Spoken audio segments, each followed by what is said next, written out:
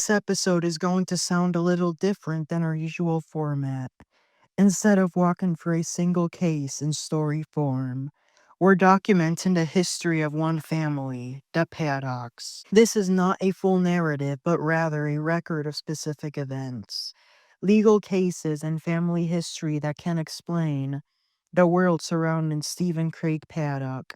Welcome to the spooky season. Have a good one. This person was the shooter in Vegas in 2017, the Las Vegas shooting, which I do not understand why it would be called the Las Vegas shooting, because it was not in the city of Las Vegas, it was in the city of Paradise. On October 1st, 2017, during the Route 91 Harvest Festival in Paradise, Nevada, a country music festival, Stephen opened fire from his 32nd floor suite at Mandalay Bay. He had been renting out 2 rooms that were connected to each other.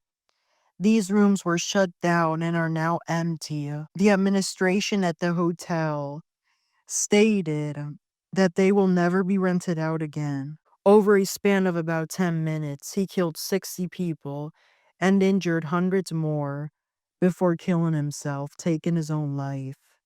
To this day, his motive remains unclear, but to understand Stephen Paddock, it's important to look at the family he came from. The shooting was 8 years ago today, and Jason Aldean was just starting to perform. I recommend you go watch him if you haven't already. I did, and I enjoyed his music. Stephen was born on April 9th, 1953 in Clinton, Iowa, the oldest of 4 sons. Parents, Benjamin Hoskins Paddock and Dolores Hudson. When Stephen was 7, his father, a convicted bank robber, was arrested in Tucson, Arizona. Benjamin escaped in 1968 and landed on the FBI's top 10 most wanted list. To shield her kids, Dolores told them their father had died in a car accident. Stephen's brother Eric claims that the father was very rude to the mother.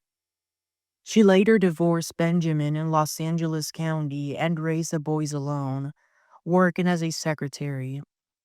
Stephen himself worked as a postal worker, an IRS accountant, and an auditor before investing in real estate. He retired with millions in assets, lived in Mesquite, Nevada for retirement, and was known primarily as a gambler. He was married but divorced twice. Both divorces occurred in Los Angeles County, where his mother divorced. Neither marriage produced children.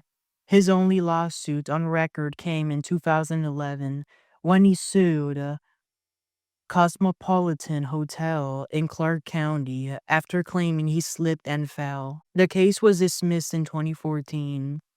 Among his brothers, Bruce stands out with his own criminal history. Bruce was arrested in Los Angeles in 2017 on porn charges, as he had images of naked kids, though the case was dismissed the following year. He died in 2019 while in medical care at his nursing home, reportedly after a cancer diagnosis. He had been given antibiotics, then was found dead in his room. Their father, Benjamin, nicknamed Chromodome, and Bingo Bruce, lived a life of crime. He robbed banks, ran cons, and escaped federal prison before being captured in Oregon. Later, he ran a bingo parlor and was charged with racketeering. He died in 1998 in Texas of his heart attack. The Paddock family history is filled with crime, instability, and fractured relationships. But not every brother was tied to crime. Patrick and Eric, 2 of the brothers, stayed out of the public record, except for Eric giving interviews after the Las Vegas shooting talking about his family. He claimed that after the shooting occurred, he had to take his mother to her counselor as she had an anxiety attack. This episode does not attempt to give motive or psychological explanations. It's simply a documentation of the Paddock family history, the crimes of the father, the charges against Bruce, and the path that Stephen himself took before October 1st, 2017. Now let's discuss the mother, Dolores Hudson. If anyone listening knows more about her, please email us at strawberryinc6@gmail.com. In the description, I'm going to leave the email. I'd really appreciate it if her story was completed, but what I do know is that she is deceased. But I do not have the date of when she passed away, nor the cause of death. This has been Strawberry Ink. Thank you for listening to this different kind of episode and have a good rest of your day. May everybody rest in peace.